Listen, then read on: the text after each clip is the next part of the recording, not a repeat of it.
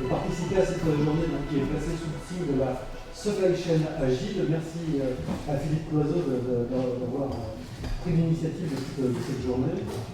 Supply Chain Agile, vous inquiétez pas, de nous sentir incapables, de toute manière, vous avez raison. Si, je ne suis pas encore constructeur, je vais dire si, mais je dirais que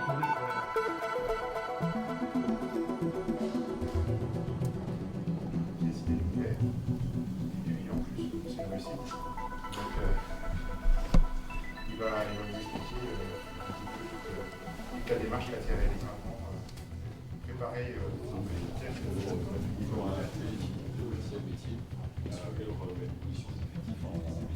historiquement, bien sûr, on associe le monde duel à la conserve et également du surgelé. Et donc on voit là aussi que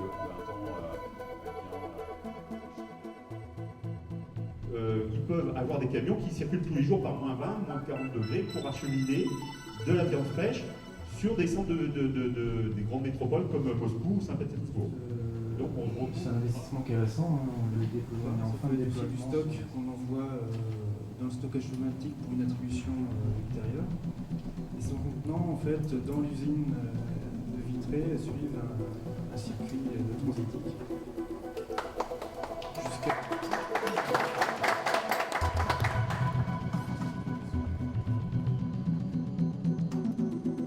on serait décidé, je dirais, admettre de minimiser sa rentabilité au profit de l'intérêt général. C'est un chemin naturel. Ce qu'on va vous montrer maintenant, donc, c'est de planifier des fabrications. Ces fabrications vont s'inscrire ici à la limite. C'est les deux grandes d'achat de 500 kg de mon produit 1241 de Bonjour Romain. Donc je vais valider ma demande de fabrication. 6500 kg. Je vais laisser cocher la case d'identité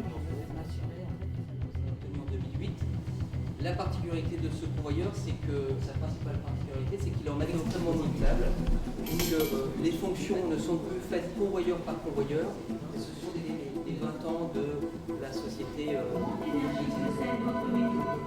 Côté utilisateur, le convoyeur profilé Célima propose à 52 décibels le niveau sonore.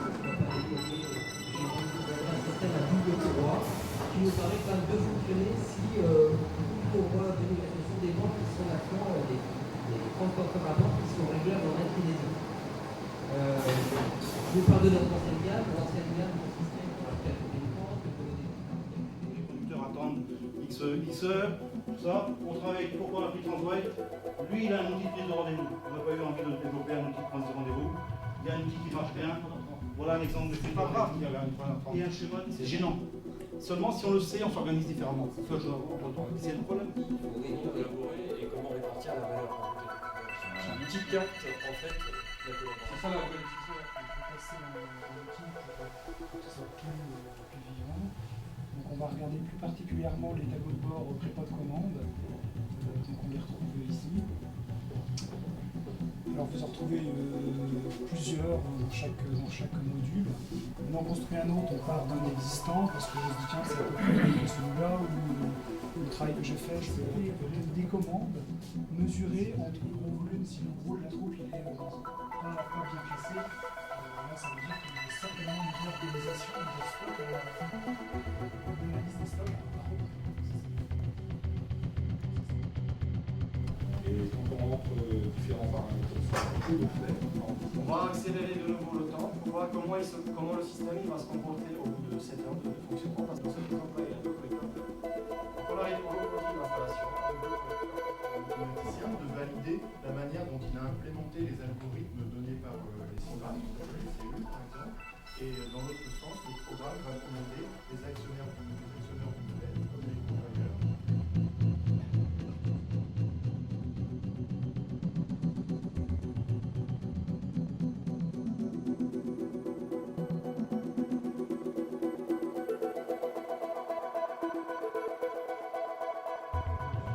Simplement qui est sur un thème assez délicat, hein, puisqu'il s'agit de voir, de considérer le ROI du système d'information à travers une grande question, mythe ou réalité. Remarquez ça.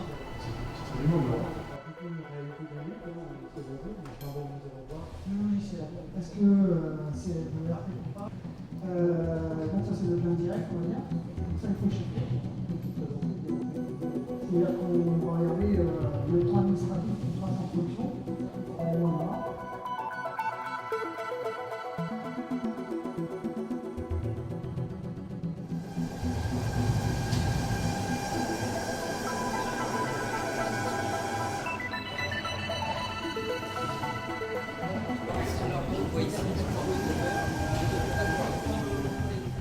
Exister, tout ce qui peut évoluer dans le système.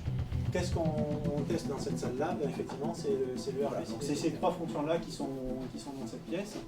Avec, Donc le scénario de cette démonstration c'est le suivant. Donc j'ai un existant, j'ai une usine avec 4 process de préparation de commandes de l'atelier.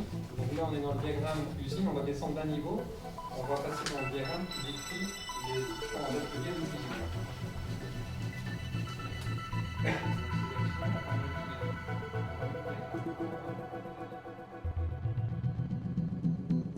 il y a certaines personnes que j'ai rencontrées aujourd'hui, puis d'autres que je n'ai pas eu le temps de voir. Donc je suis Thierry Boisnard, je suis le président de la société Synapse. Pour les grosses entreprises qui ont des moyens gigantesques ou des écoles d'ingénieurs ou des... On a tout un panel de versions des robots. Donc avant même qu'ils soient dans notre atelier en cours de fonctionnement, on est capable de faire un KBB et tous ont leur logiciel de simulation. Aujourd'hui, on est capable sur table avant même d'avoir l'installation. Le plus important dans les 5 projets. Alors, je ne les ai pas classés en termes d'importance.